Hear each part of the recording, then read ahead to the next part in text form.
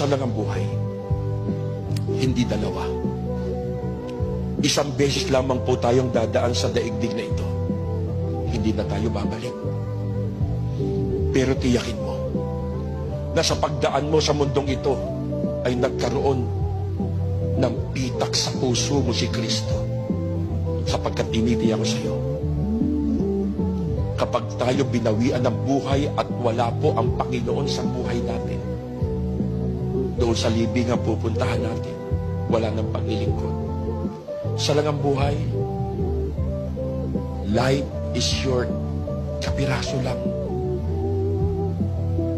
Mga kapatid, lahat tayo may haharapin after physical death.